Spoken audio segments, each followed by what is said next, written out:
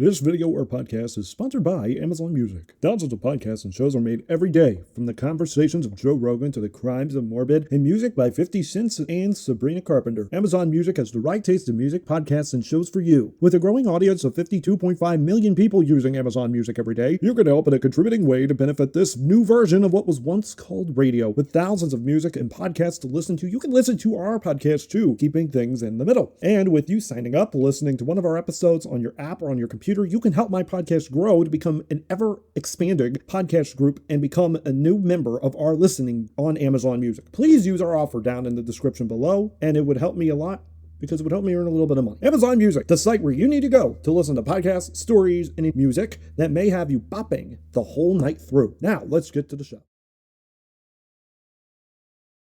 The following commercials were aired in 2009 and were not aired in 2024. A lot of these promotions and sales are not even existent to this day. The Middle was actually one of our favorite shows growing up, and that's the reason why I included the commercials in this, to emphasize the commercials that we would be watching during the TV show's airing. So, these commercials are not meant for any commercial usage, and any other usage of the following footage without the direct consent of the publisher is strictly prohibited. All rights are reserved to these stations.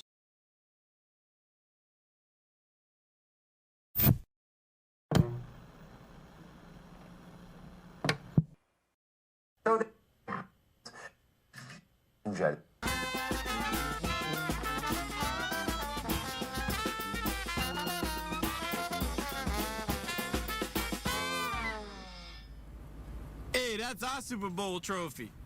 We call it the Lombardi Trophy. Back to football. Aaron Rodgers and the Super Bowl champion Packers take on Drew Brees and the New Orleans Saints. NFL kickoff Thursday, September 8th, only on NBC. On the road, live from the iconic ballparks of America. Outside of Fenway Park, Yankee Stadium, we are here in St. Louis. This is baseball's biggest stage. Our team breaks down the Sunday night matchup. Robinson Cano has been bumped up into the cleanup spot. From the clubhouse, in the dugout, and on the field. Plus, John Kruk and Barry Larkin give you an insider's look at the stadiums and what makes each one unique. Right here's where the real fans stand. Baseball tonight, live from the ballpark, Sundays at 7. Hello, parents. It's going to be a big school year.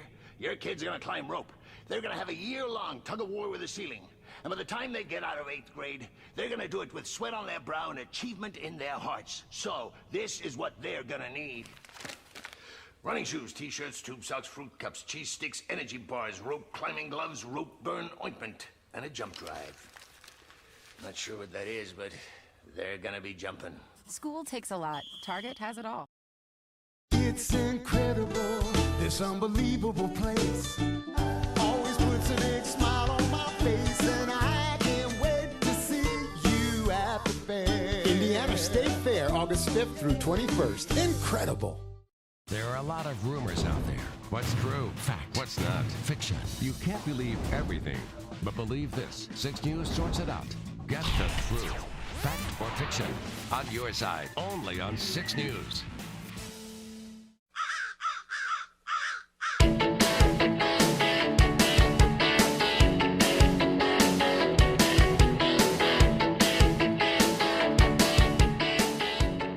Why, hello everyone, this is Braydyn Bear, welcoming you back to another episode of Keeping Up with the Middle.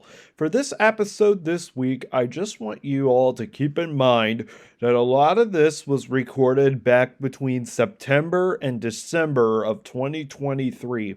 And the reason why that I held it back for this long was for multiple reasons. It was because I was finishing up my second to last semester at IU, and we were working on this as a class project in our journalism course that I took over at Indiana University. But I thought to myself that converting it into a podcast would be something weird. I really wanted to put this on the Indiana Daily Student newspaper when I was a writer for them back in like October of 2023, when I was having my quote reborn period around campus. Keep in mind that I was dismissed the semester before. That fall, I was in a very critical point in my life with my advisor saying that if you don't pass these classes here at Indiana University, you are never going to come back to the school anymore. So I was in a rock and a hard place. And I will admit that with me being in a rock and a hard place, I am the one person that I think anybody who is listening that's an employer should know that I do not take whatever you say as a problem. I take it as an answer. So if you're telling me that my job is on the line, I am going to take my job extremely seriously, almost too seriously, to like where it's a sport, to where I want to be the one fighting to stay in. And that's what ultimately happened in December, down by the stretch, as my grades looked well enough for me to stay. And once they were good enough for me to stay, we had a lot happen this spring. My sister was extremely sick, vomiting profusely. My mom was sick along with her with pneumonia. But again, teaching has a way of encouraging people to get out of those ruts. And that is exactly what our story is today. Because speaking of the family portion, the most tragic part to come out of the spring semester was nothing to do with me. And even the most tragic thing to come out of the fall semester had nothing to do with me. But I was happy that I got the opportunity to work again at a company that I had a lot of beef with and work with people that I personally didn't want to work with, even though they pushed me out at the end of the day. This story was supposed to go on their publication, but it never did. But the saddest part about the whole semester was when my sister lost her English teacher named Mrs. Elizabeth Von Buchler. She passed away at the age of 48 on her birthday. And it was one of the most tragic deals I've ever seen out of education in my life. Brianna, my sister, was very devastated. Still is. Even as the school year is about to begin here next week as of this upload. So one thing that I can tell you right off the bat is that Brianna is a really resilient girl. She's about to enter in her second year in high school. And I'm not naming where for protection. And I am personally saying that she's a fighter, but so is a lot of her teachers. And they really worked hard enough to be on her side throughout the tragic ordeal with Von Buchler. She passed away due to cancer, and I was the first to break the story. I was not only the first to break the story on the internet, I was the first to become her voice during her time of cancer. And only if I could have and should have followed her through her cancer ordeal and I had known more about it, I probably would have covered this story for the IDS too. She was a wonderful human being. She was a beautiful soul. I had her as an English teacher. And if you want to find the article for that, plus the article for today's story, before I get into that, those will be down in the description on YouTube and on the description of this podcast on Spotify or wherever you get your podcasts for this week. Because actually, teaching is an unbelievable profession. And these two stories, one's called Longtime English Teacher Passes Away, and the other one is called The Condition. And the condition is the reason why I am on this podcast today talking about it. But I'll wrap up by saying that Elizabeth Von Buchler, may she rest in peace. I greatly appreciated her as a teacher. She literally was a walking, talking, breathing angel. She was a miraculous human being.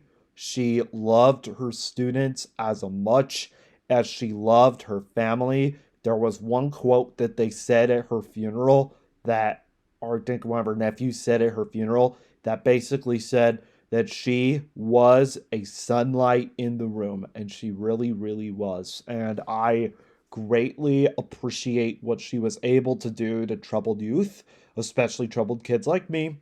And especially those that had either committed suicide, committed sin, committed treason, had sex, were promiscuous, drunk, high, whatever. She loved you. And if she saw potential in you that you could do better and change, she'd love you for it. And I loved her for that too. So, what I'm saying here is that the spring brought a lot, and the fall brought a lot of hope and a lot of lessons to be told after the tragic passing of Von Buchler and with my dismissal at Indiana University.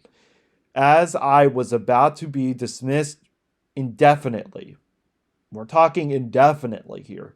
We're not talking about just one thing. We're talking indefinite suspension from Indiana University. Never would ever go back to the university. I have to go back on a point that Von Buchler made with me before I left high school. And I had bullied a girl on social media and said I was going to kill her and all sorts of stuff in a manic state. No forgiveness was to be given for that. Absolutely none. I was suspended for a total of 3 days. It was a total supposed to be 5 days because the school had met to basically discuss the matters. And just like the matter at IU, matters were into my own hands. And if I made one wrong move or one wrong step or had one F or one D or one C minus, I was indefinitely going to be suspended and expelled from not just college, but also high school. And so I had, in this one moment, varied compared to the Von Buchler deal.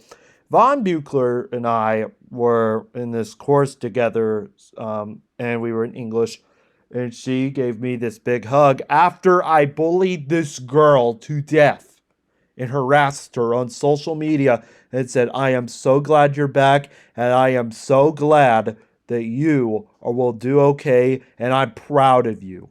I mean, if I heard that out of my advisor at IU, I'd probably fall head over heels and be like, oh my gosh, that is the most extraordinary thing I've ever heard, because that's exactly what Von Buchler did.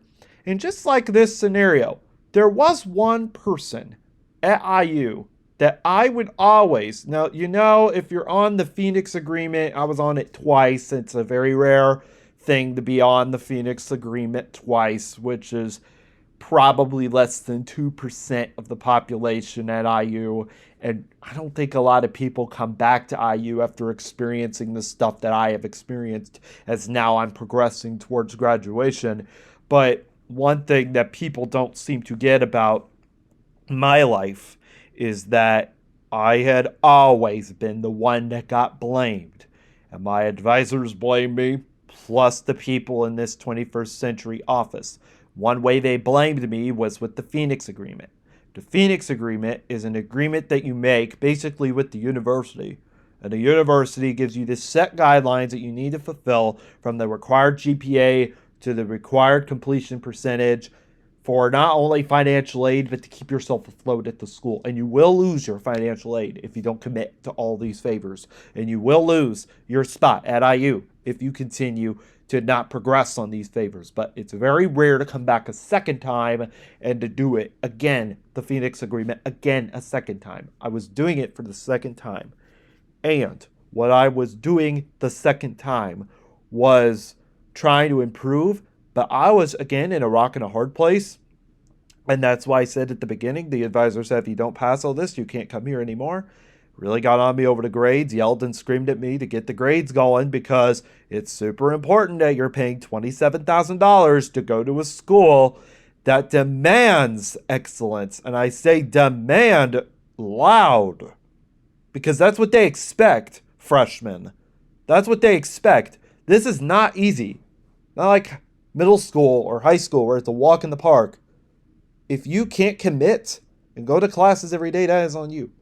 But there was one guy that legitimately helped me out. And so as a part of the Phoenix Agreement, you have to go downstairs for 6 hours a week to get study hours done.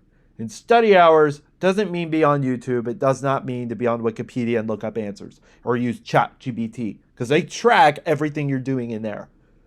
Their room is very airy, as I will get into in a minute. It's very stuffy. Office space beyond all borders. And it's not a place where you want to be at, especially in the summer, because it gets really hot and the air doesn't work, and then the food isn't that great. They bring in pizza once in a while on the holidays, and they make a full Thanksgiving dinner, as they do every year for the students that never got to experience that. But every time I was downstairs, a whole 15 weeks of the school year, you have to be downstairs. You can't go anywhere else. So that means your life is very restricted.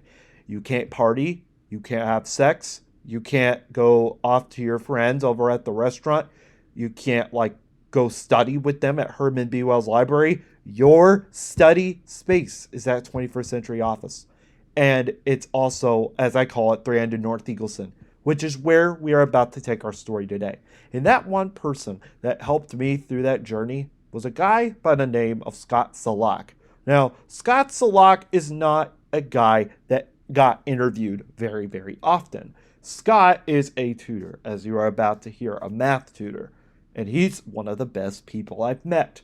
And not only that, but his topic, not only his topic, but his words and actions and phrases really struck to me when I interviewed him for this course that I was doing, this journalism course at IU. I thought this guy was one of the most interesting figures I ever interviewed in my time at IU or in journalism at 3 different colleges. And to me, he's also a great bluegrass player. He plays the banjo and he plays the guitar. And I'm not going to spoil it for you. So let's get straight to the episode, let's say. I don't want to describe anymore, but before we get started, I also have to leave a message to all the kids that are starting the school year this year, just like Brianna. But I really want to give a message to the sophomores to seniors in high school and to the seniors in college before we get started with the episode, which will start in about probably 2 minutes. But this year is my final semester at IU. No matter what happens, do not give up. Do not underachieve. Succeed at the highest of levels. And don't ever give up. Don't ever give up. That's probably one of the best things I've always heard. But then one of my advisors said, put your big girl panties on, because the road only gets tighter from here. It doesn't get any better. And I wish my sister and all of you the best of the best, especially if you're a sophomore to senior in high school, in college. I wish you all the best this year. Make this year and your junior year and your senior year the best years ever. And if you are a senior, make it the greatest year ever. Education's in a really hard spot right now, which is why I'm centering on this story. And I did center on it with my professor being Thomas French at Indiana University, saying no one else has covered a topic like this except you. And I cover education. I love education, by the way. I love education, and covering it is a really cool spot of mine I'd love to get in later. But I would love to cover schools. But don't give up, and your hardest road will be your best road yet. And you will know that later. And as for the seniors out there in high school especially, this is a big year for you. This is a big year for everybody. And do not let the moment tailor away. And just remember that there is more than just college out there. There's vocational training. There's also trade school. There's also the military. You do not have to go to college to get the money that you need. And I was only going to get my family out of poverty. But as I said, college has become very corrupt, and the education system right now is very dim. But I'm hoping that you all have a great semester, but I'm also hoping that this story can help inspire educators out there to succeed at the highest of levels like Von Buchler did.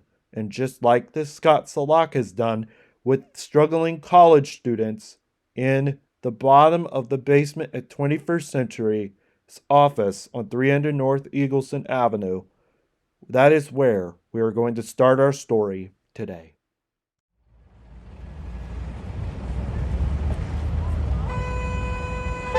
You might not look up the words library or tutoring center in the dictionary while mad dashing your way past traffic on Eagleson Avenue to walk up and across to either your dormitory or the multicultural building. Hey! Bozo, I'm recording a podcast! What are you thinking? Gosh, Bloomington traffic. Something else. Students are dazed, flushed away from the chatter and laughs from the outside to walking in to crickets and elevator dings.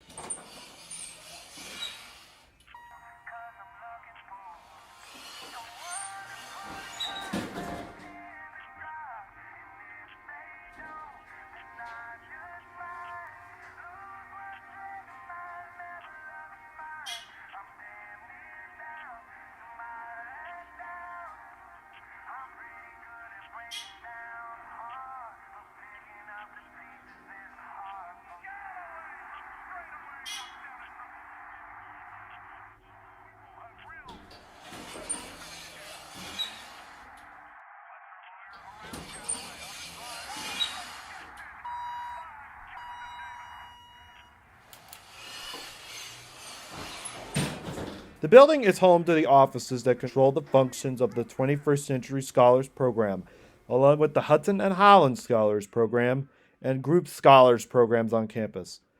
All these programs, for any of you that do not know, are programs to help struggling students either financially or behavior-wise develop resources to achieve their academic goals and build on their career development. Nothing much will intrigue you about this building compared to the outside with the chatter and noise. However, down in the basement of this building, there is much of a forgotten mine where the sound escapes and the studying begins. It is set up like a massive conference area. Blonde seats meet with aging red and gray chairs folding at the seams and kind of ripped off to somehow keep students occupied to work on schoolwork from 9 a.m. to 7 p.m. Monday through Friday. To students on the Phoenix Academic Probation Program or on the verge of being dismissed from IU Bloomington, this is a room that many of them want to forget ever stepping into when they graduate from the school. Life is slow in the study hall. Not much to do and nothing to see except students walking past by the nearby parking garage, laughing with their friends, and heading east towards either the dormitories of Wright Hall, Wilkie, Union Street Center, or heading to the chatter past the Neil Marshall Black Culture Center. The air conditioner above comes in one tune. It either gets really chilly or hot in the room for 10 hours a day, 5 days a week, and you have to suck it up. Snacks are provided in the corner of the study room in a small snack tray, sporting a few store-bought granola bars and cases of Kroger bottled water to keep people occupied. Everything is structured in here, and everything is slow. Printers printing documents and 8 older desktop computers with dusted screens and a lot of fuzz line the walls of the room. Sometimes it just sits vacant and no students use the computers. A sign that feels reminiscent of one hung in the first hallway of a public elementary school on the left side of the room gives some much needed motivation to make the room feel at home. It said, "Success, don't just wish for it, work for it." All you got to do to get into the room is just sign into the clipboard. Greet the spotter who will keep an eye on you to do your work, and write down your school email address and the time at the exact marker. Sit, study, sign out, and then move on with the rest of your day. At the back of the study room, the clock in Halifax Scripture signs the time of 11:26 a.m. on Tuesday, September 26th. It is just another slow Tuesday morning for a longtime math tutor, Scott Salak, who sits in a corner of the room right by the doors leading to the parking lot parking doors that he, along with other staff members that walk by, can unlock with a key. At this point, he had just clocked in and was sipping on his morning coffee and a small croissant. Other students are also munching on granola bars, eating lunch out of their lunch bags, and clacking away on their overgrown laptops or scanning a textbook.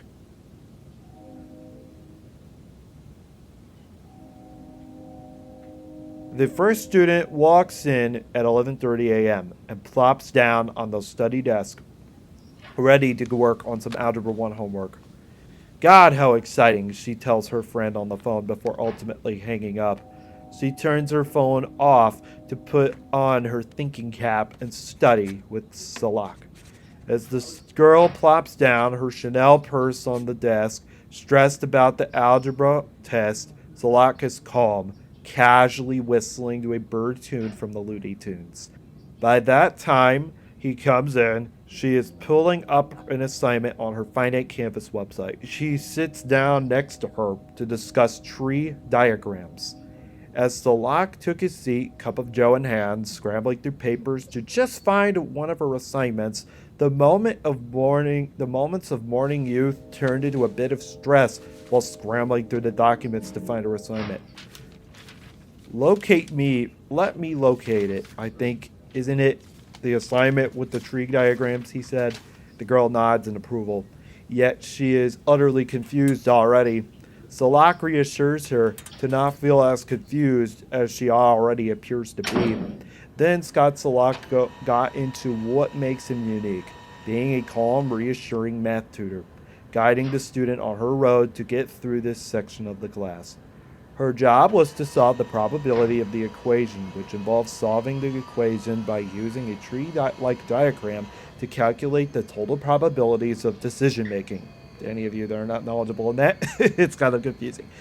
To the student and many other non-math majors, this concept could seem utterly confusing, but he tries to explain it as best as he can to the student.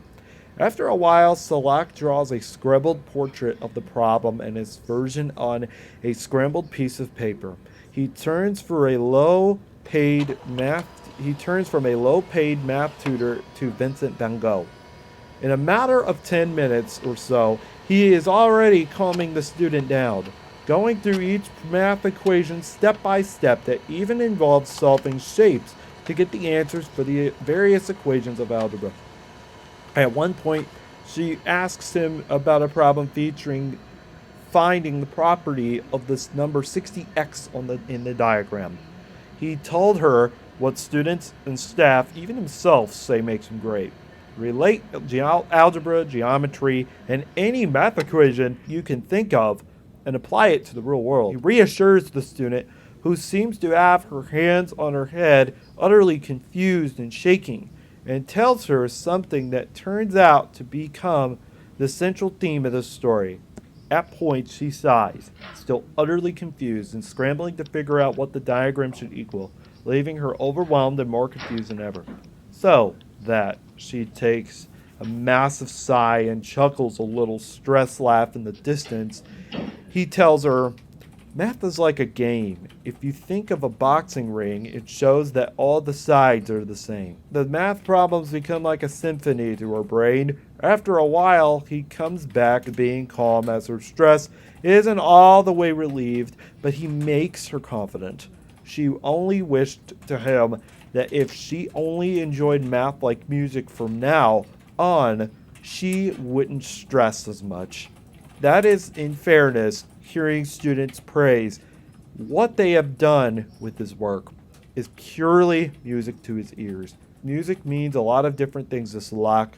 Through music, he can connect, strengthen the sound, and sync the beats to become a masterpiece." Salak was a very interesting subject to chat about.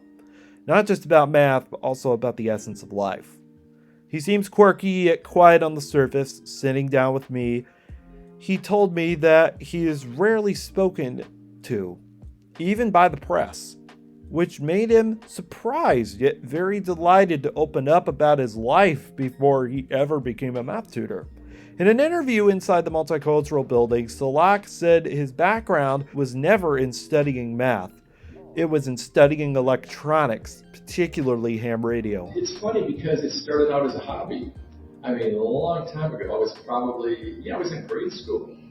And one time, I remember, and I was 7 or 8 years old maybe, but I had this flashlight at home that didn't work. It just didn't work. So my dad opens it up and takes the battery out. And then he also took the light bulb out of the end of it. And so he used like a paper clip or a little piece of wire and got the bulb to glow. And I thought that was the coolest thing because it was not in the flashlight. So apparently the switch or something was broken, right, on the flashlight. Mm-hmm. So anyway, he made the bulb glow, and it was just like, wow, that's cool. And my dad wasn't by any means an engineer or anything. He was like a salesman kind of guy, but he knew enough about electricity to make a simple kind of circuit. And so that kind of sparked my interest right there.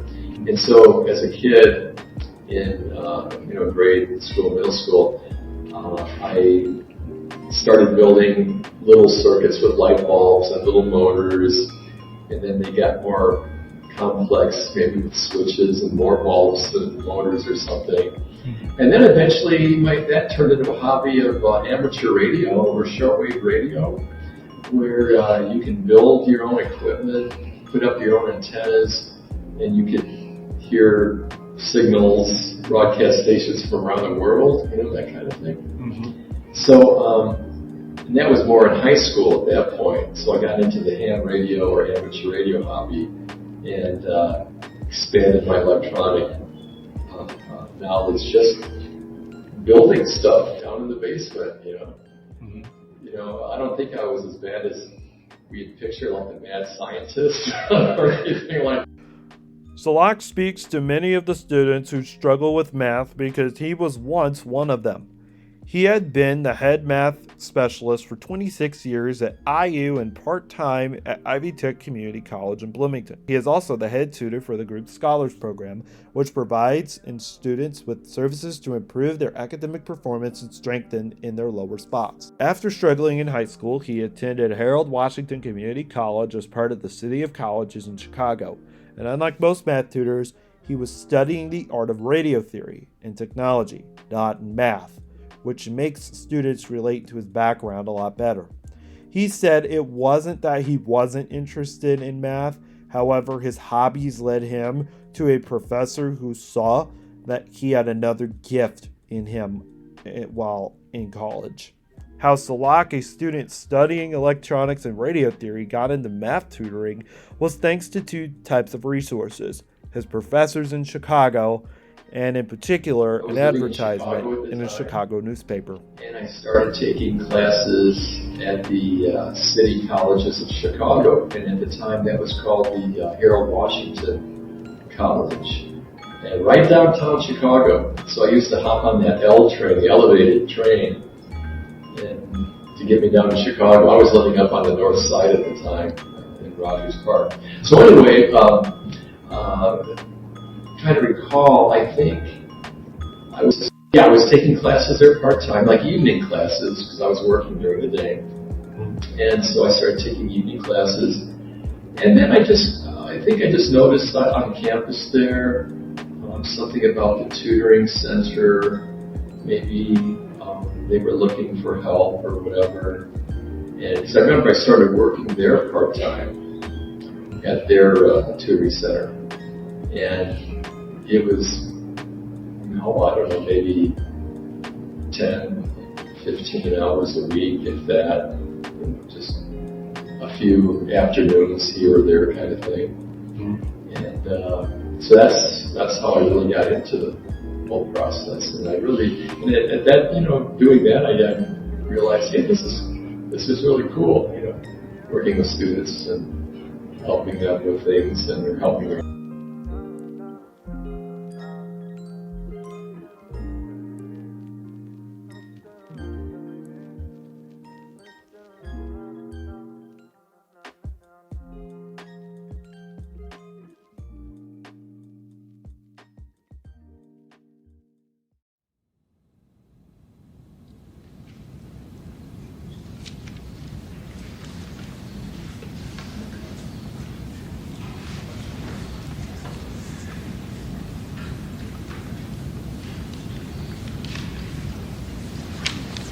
The next day, September 27th, around 4:15 p.m., the day was slower than the last for Salak. No student showed up needing his attention. During his time passing from work, he sat at his desk, reading one of the many math journals and newspapers sorted on his long scrambled desk, glossing over article after article from the Travis Kelce and Taylor Swift relationship to disturbing reports about the poor math results students possess across the United States.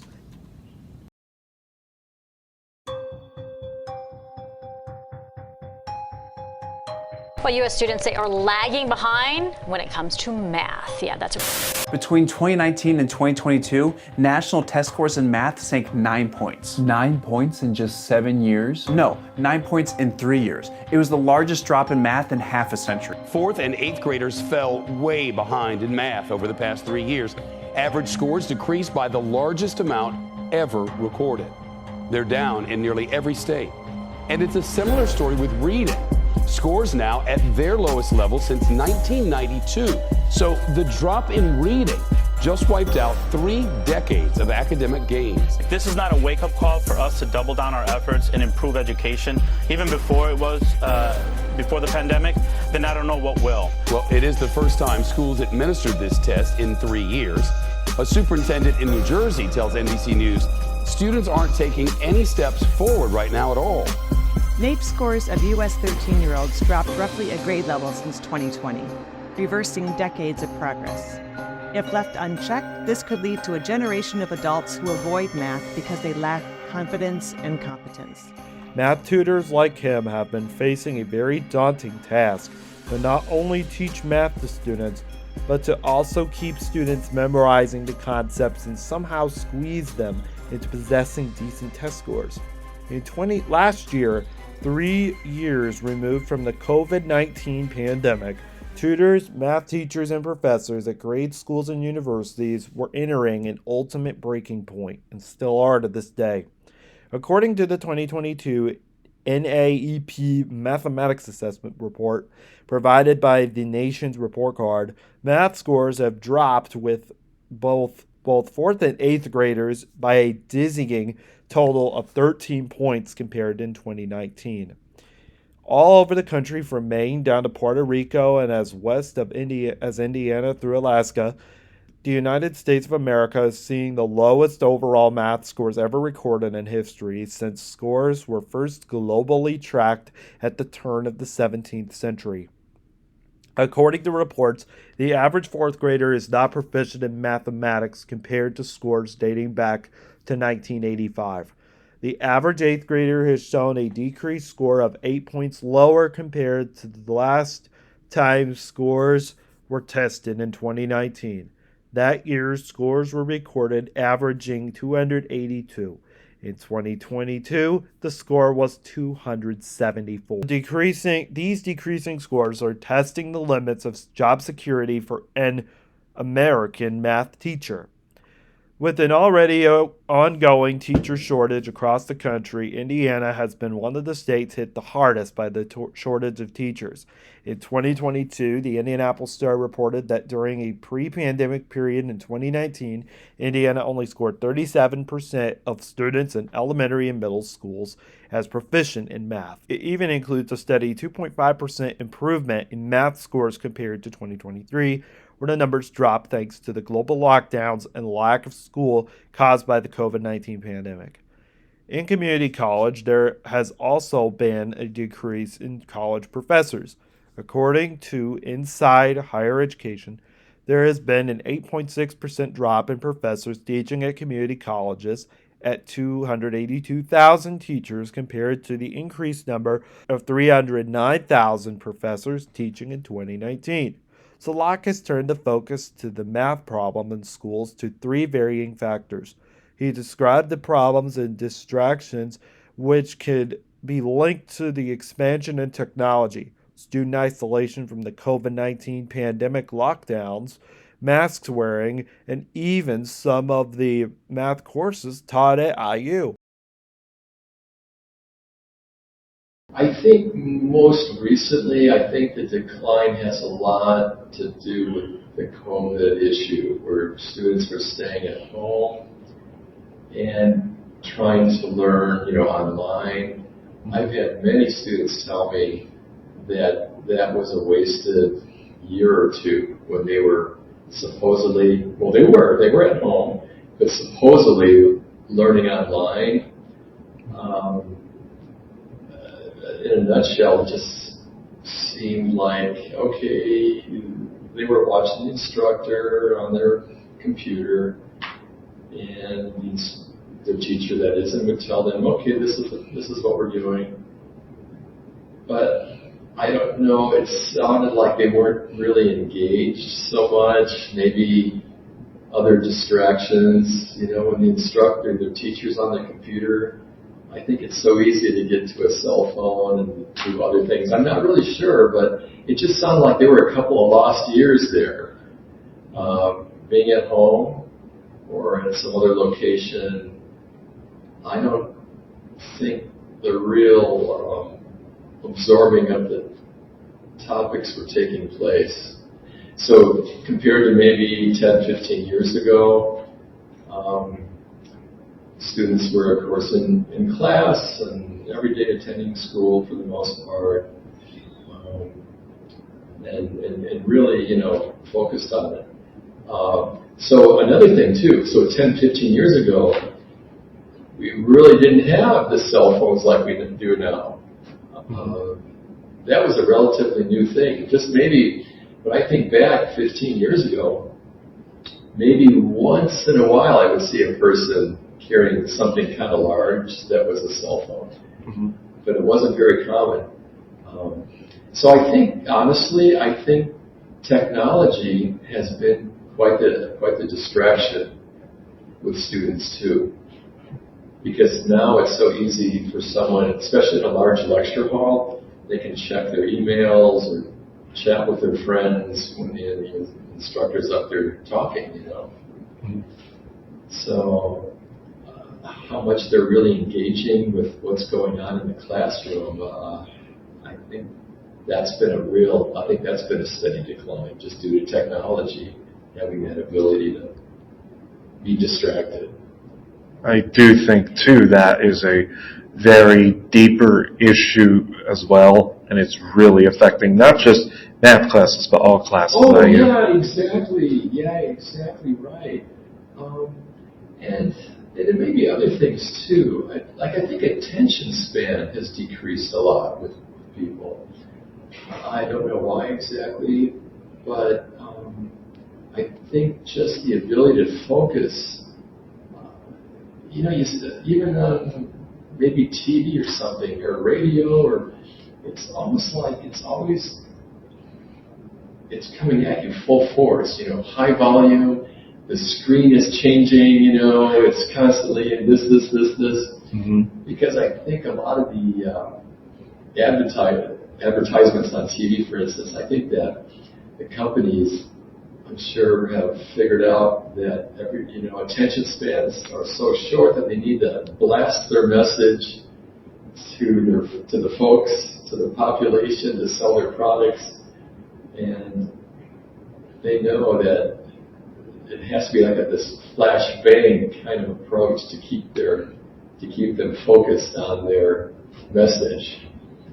So, gosh, now you go to a classroom where you have, an instructor up there at the front talking for 15 minutes or longer.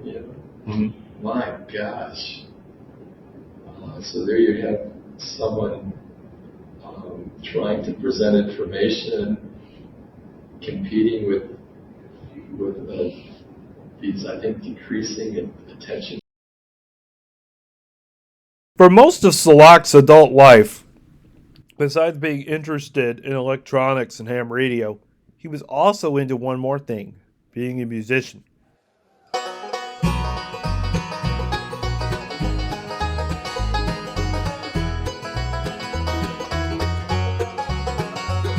Until 1988, he was a part of the Special Consensus Bluegrass Band, a very successful bluegrass band that continues to travel the country and even tour around the world.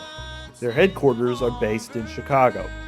The band was founded by Greg Cahill, the lead banjo player in 1975, who did not respond to our request for comment about Salak's role in the band. However, since the absence of Salak, he has watched the band become nominated for a Grammy Award in 2018 and tour the world without him. While at the band, he played the banjo and traveled around the world touring on shows with his bandmates, doing dances and most importantly, selling out venues and doing everything he could to entertain the audience no matter what. We would go out to other folks, their homes, and so-and-so is having a party. Hey, why don't you guys bring your instruments over and have some fun? Yeah, I think it was great. And so that kind of helped me sort of break out of my shell in a way, because I was very kind of a shy guy back in those days. Just doing my own thing with electronics and with amateur radio hobby. But learning music really kind of got me out of my shell. So that was a real upside of that. Were you ever in a band or anything? I sure was, yeah. We, besides our own little kind of a friend band that we had going on, enjoying. So this was later. This was about the mid-'80s. I started playing. All along, I was also playing a string bass that we bought. And it was a fairly easy thing to play, so other people would jump in on it. We had a little family sessions. Well, anyway, there was a band in Chicago, and they were looking for a bass player. And at the time, I kind of had the itch to travel, and they were a traveling band. And so I met up with those folks, and I hired on, and I joined that band, and I did that for about 4 years. And we went everywhere. We would go down to Florida, we would go out to Pennsylvania, New York, Nevada, Wisconsin. We went up to Alaska one time, played a couple of shows. And then we got involved in doing the music for a play. And so that was a little more upscale, because they really, we would stay at nice hotels and made some good money. But when we were just doing our own thing, it was oftentimes sleeping on somebody's floor, and somebody at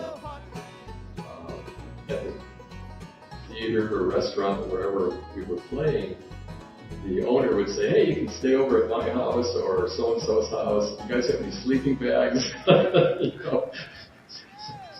So it was quite an adventure. His craziest story was when a bar owner in the 1980s in a rural town in Texas was robbed right before a show started, which taught Salak about the importance of calculating money. This is what I made. In fact, at one place, we even slept right on the stage that night when we were done playing. The guy was just like, hey, you guys could just stay here. And then another wild time was we were in Texas somewhere playing, and I saw kind of a commotion towards the front where the bar and the cashier was. I mean, not a huge thing, just sort of something didn't look quite right. Anyway, there were people all around sitting at tables and chairs, and we were still playing. Anyway, we took a break. We were all kind of wandered down front. And come to find out, somebody had robbed the place while we were playing. I mean, I didn't see any guns or anything, but, it's Texas. Maybe the guy had a 6-shooter on his hip or something. But fortunately, nobody got it. There's no guesswork in the clockwork of the world's heart or mind. There are nights I only feel right with Carolina in the pine.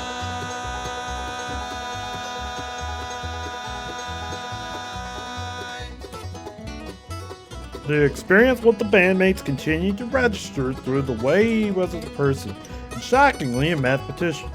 Music, he would tell me, describes notes the money in making the band for helping him get to where he is now, working an everyday job and understanding everyday people.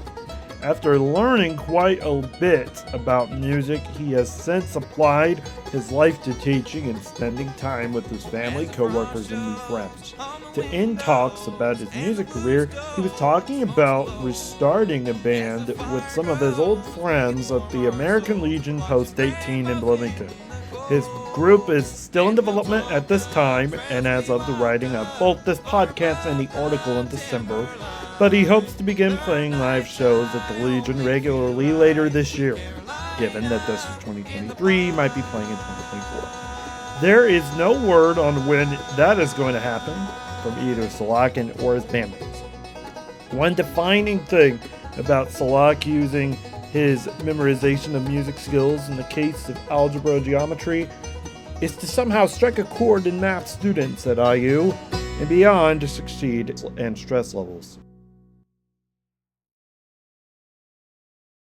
Back on September 26, 2023 at 3 p.m., I remember sitting in the basement of the multicultural building as known as the study tables, as the people of the 21st Century Office would begin to say, where I stayed for a good 8 months for 2 semesters. As people began attracting in more and more as a thunderstorm was rolling outside, but indoors people were ready to study. It started as a pop-up shower, and eventually a large gust of wind and rain started falling on the ground outside. Thunder roared overhead. For one student, the true thunder in her mind was getting louder and louder in anxiety and stress while she was finishing her geometry homework. Salak met with her for 3 hours as the rain poured outside and students came in and out of the room, doing the original daily structure of the study tables. Typing, eating, working, studying, reading, printing, working. The female student was very stressed, so stressed, in fact, that he had to reassure her to not feel confused. Just like the overhead thunder outside, he knew what to do. The girls seemed to be very stressed until he started grabbing his phone and pulling up the GarageBand tuning app on his iPhone. With many employees and students considering going home or going back to their dorms to enjoy the night and the rain, maybe take a nap, his work wasn't finished. He was able to fully understand what the problem was with her, which was solving a triangular equation. She suffered an anxiety attack.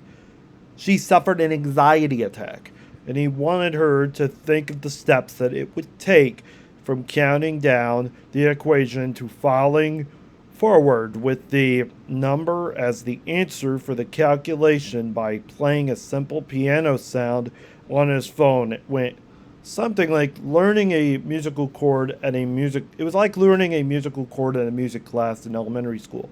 He played the lowest note, an A chord. As a reporter, I noticed the homogeneous shift in her demeanor. Salak calmed her down right away. He even promised her that no matter how long it took to get that one problem done, he would make sure that she got it right the first time so she could memorize it again and again. The rain fell, but the true sunshine arose through the windows in the basement of this building. The student who said struggled in math the entire time and in her class she has been at IU finally felt like she broke herself by paying ever more attention to the work. This is because Salak will do something math tutors usually do not do. Again, memorize math through the art of music. She did not know this at the moment, but her anxiety was later relaxed and her mindset tranced away from that to math. Days later, in early October, her brother, who also worked with Salak on a few math problems, also thanked him for her help after he needed help in math too. That moment gave the true raise of what his job is meant to do. But do some students not grasp his material? No one knows, but Salak doesn't care.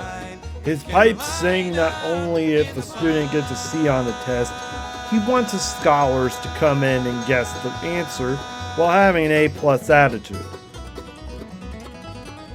In the end, the so-called Bob Ross of math tutoring overlooks the site of an American college campus, overlooks through a sea of heartbreak as said by the Special Consensus Band, and finds the rough spots around the system's inner careers.